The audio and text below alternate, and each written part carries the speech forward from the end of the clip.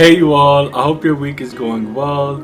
Sorry I haven't made a video in a while. With it being May being National Mental Health Awareness Month, I wanted to start the month with making a funny video about weird things that happen to therapists in counseling sessions. If you haven't already, please be sure to subscribe to my channel and give this video a thumbs up because you won't be disappointed. And also follow me at my social media at Donzel Post.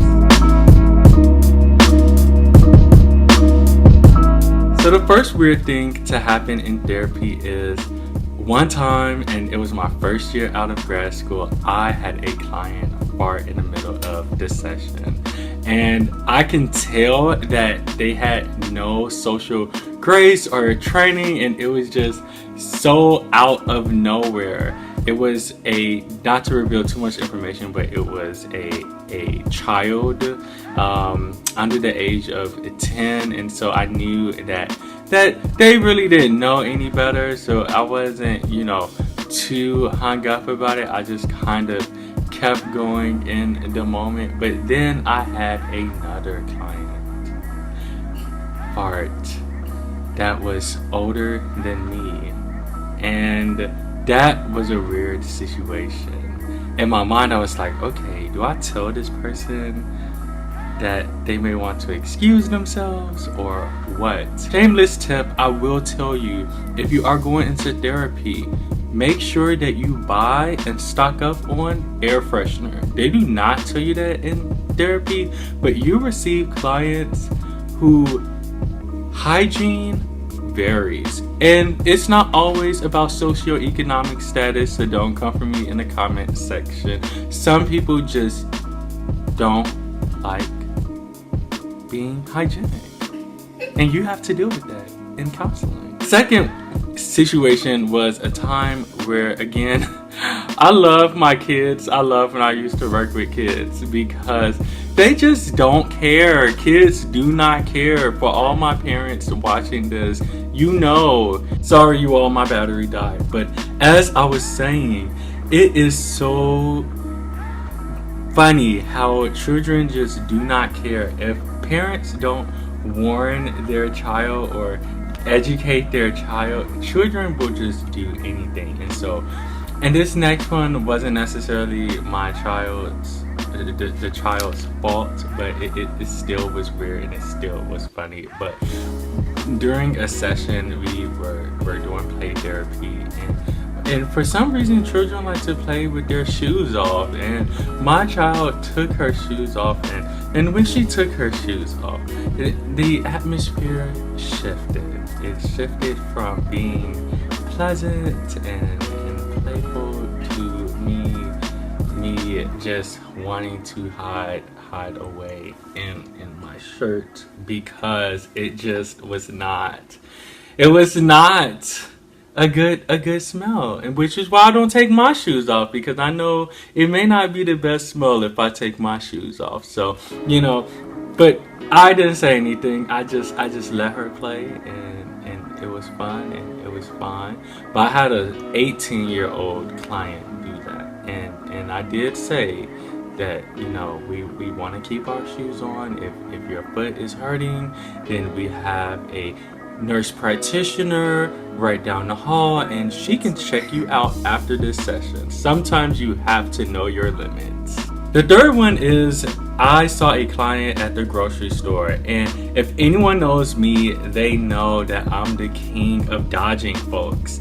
And I tried to dodge my client, and I turned my back, literally. They did not see my face, and I walked out of the store, and I was walking back to my office because there's a grocery store in a parking lot, well, in the same lot as the agency or the healthcare clinic I was working at the time. And that client shouts my name out and says, "Hey Don, hey Don," and I'm like, oh my god, I've been caught. And so we just ended up talking, and it wasn't bad at all, but it's just always interesting for therapists to run into their clients outside of the four walls of this session. So the fourth one, so at times you can, when you build, and this is the thing, when stuff like this happens, it lets you know that you're doing a good job as a therapist. So I appreciate that on one end. Nevertheless, there is a need to maintain boundaries. You don't want to create dual relationships. And so my client really didn't understand this, so much so they invited me to their family reunion. Yes, their family reunion, where they're supposed to spend time with family members and just catch up and play games and laugh and do everything else that you do with family. But they wanted me to be part of that, and I had to explain to them the ethics behind that. And by the end, they still were like, we won't tell. So I guess I won't tell as to whether or not I went. Another one that can often be weird is when a client tries to come on to you, or when they're like flirting with you, or just kind of being inappropriate.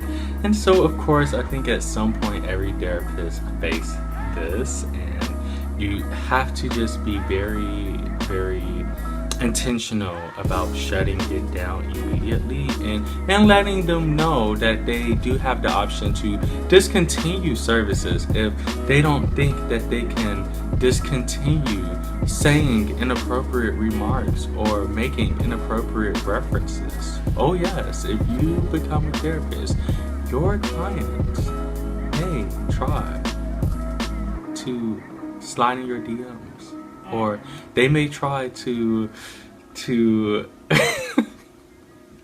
they just may try to shoot their shot, and you better not let them score, or your license may be at risk. And I will tell you, they did not score. It was blocked, and we actually did not make it past the first session. So the sixth one is, I had a client call me stupid. Yes, they did not just come out and say that I'm stupid, but they made very arrogant remarks and was trying to tell me how to do my job. And they were saying, are you sure you know what you're doing? Are you sure you know what you're talking about? And you don't come off like you know what you're doing. And I was just like, okay, well, these are all the following reasons why it's my professional opinion that you have narcissistic personality disorders. And best believe they were upset. But yes, a client called me stupid. And the last one is not funny. It's quite predictable if you can think of the worst of the worst. But yes, a client did not call me the N-word, but just today actually they said the N-word in front of me. And the first time I was just like, whoa, they did not just say that in front of me. Because I'm pretty lenient, like I'm pretty chill, like I will let people use profanity in sessions because you have much bigger battles to choose, and the ways in which someone chooses to speak is not one of the battles that I'm going to choose to fight. But this client said, it was a double session. It was a client and their sibling, and they called their sibling the N-word. And I was like, they did not say that. They said another word that just sound like the N-word.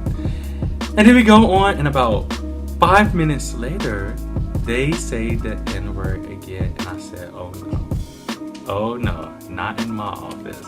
And so I had to shut that down quickly. I just simply said, hey, we have to refrain from using the N-word in these four walls during these sessions. And that was just it. They said okay, they said my bad, and we kept it pushing. But yes, someone said the N-word in front of me, and it was not pretty. Okay, so those are 7 weird things to happen in therapy. If you have weird things that happen to you in therapy, comment in the comment section below, whether it's funny or whether it's awkward, just let us know what happened in your session as a therapist, or maybe even as a client. If you like this video, please give it a thumbs up. Thank you so much for watching, and until I see you next time, be you, be great. Hey you all, I hope your day is going well. Sorry it's been a while. I know I have not made a video in a while, but March